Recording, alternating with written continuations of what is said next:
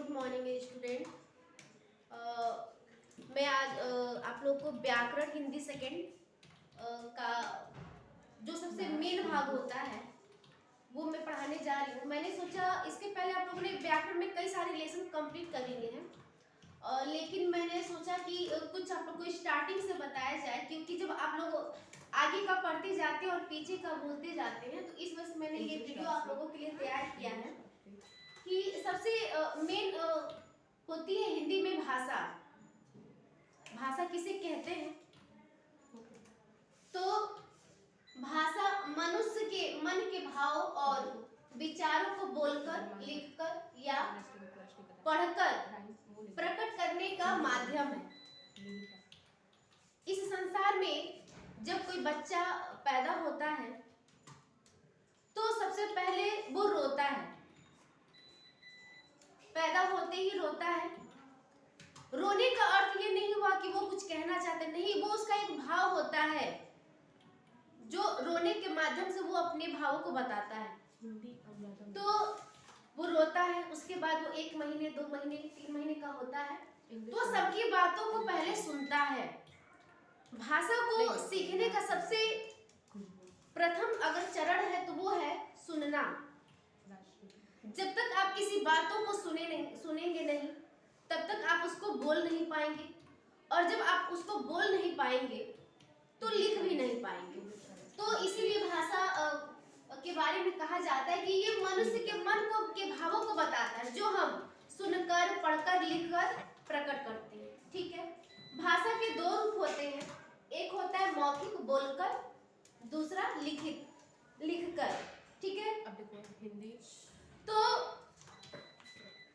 भारत में अनेक भाषाएं बोली जाती हैं, जैसे हिंदी, संस्कृत, अंग्रेजी, पंजाबी, उर्दू, गुजराती, तेलुगु, मलयालम, कन्नड़, बांग्ला इत्यादि। लेकिन भारत की जो राष्ट्रभाषा है वो हिंदी है, और हिंदी भाषा का जन्म संस्कृत भाषा से हुआ है। कहा जाता है कि संस्कृत माँ है और हिंदी उसकी पुत्री है।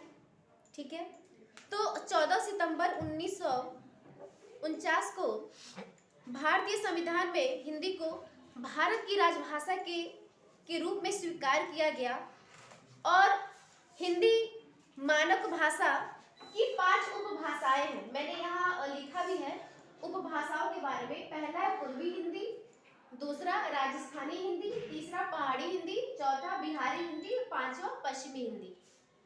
ठीक है, और हम पश्चिमी हिंदी ही बोलते हैं। तो इन मानक भाषा को 5 भागों में स्वीकार किया गया और 18 बोलियां मानी जाती हैं।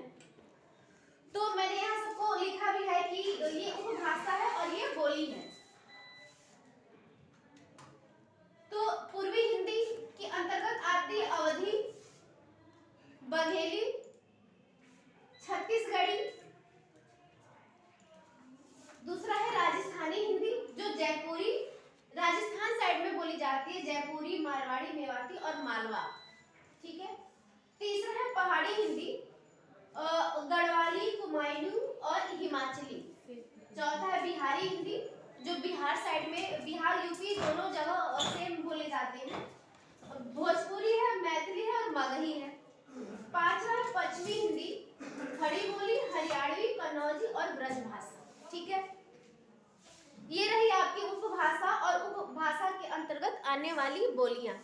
ठीक है, अब बोली किसे कहते हैं मैंने इसको नहीं यहाँ पे नोट किया है, ये मैं मौखिक रूप से आपको बताना चाह रही हूँ।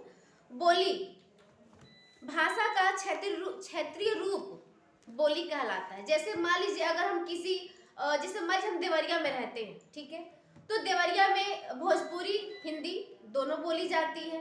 ठीक है, बिहार में अगर आप चले जाते हैं तो बिहार के कुछ जगह ऐसे हैं जहाँ पे मैथिली बोली जाए, जैसे मैथिली बोली जाती है, उसका नाम मुझे नहीं याद आ रहा है।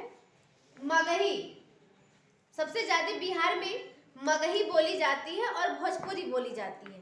ठीक है, तो जो क्षेत्र विशेष के लिए प्रयुक्त हो भाषा, जैसे कोई एक क्षेत्र विशेष, अंचल विशेष के लिए, गांव विशेष के लिए जो भाषा बोली जाती है उसे क्षेत्रीय बोली कहा जाता है।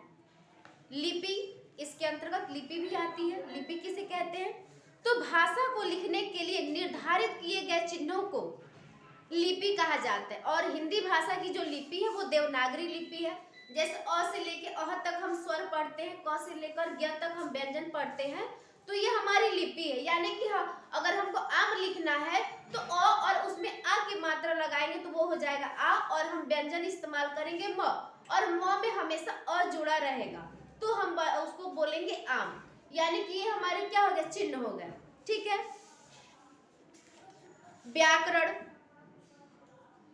व्याकरण के माध्यम से हम भाषा को शुद्ध रूप में पढ़ना, लिखना और बोलना सीखते हैं। जैसे मान लीजिए कहीं पे ये दिखाई देता है कि वहाँ के लोग एकदम असभ्य होते हैं, उनके पास कुछ संस्कार नहीं होते हैं। तो जब हम व्याकरण पढ़ते हैं, जैसे हिंदी है, अगर हिंदी हम ऐसे ही पढ़े, व्याकरण को छोड़ दें और केवल हिंदी पढ़े, तो हमें न वो व्यवस्थित मिलेगा, न क्रमबद्ध मिलेगा, न चरणबद्ध मिलेगा। लेकिन अगर हम व्याकरण के थ्रू उसको पढ़ते हैं तो हमको पता है कि अ के बाद हमेशा आ आएगा और आ के बाद हमेशा ई आएगा। तो ये हम एक क्रमबद्ध तरीके से हम उसको पढ़ना शुरू करेंगे। अ से लेके अह तक होता है और क से लेकर हमेशा ज्ञ होता है। पहला वर्ग होता है क से अंग, च वर्ग, ट वर्ग, प वर्ग और त वर्ग। ठीक है। तो उसको हम एक क्रमबद्ध तरीके से पढ़ना शुरू करते हैं। तो व्याकरण को के माध्यम से हम भाषा को लिखना, पढ़ना और अच्छे तरीके से समझना सीखते हैं। ठीक है। आज के लिए बस इतना ही। Bye bye.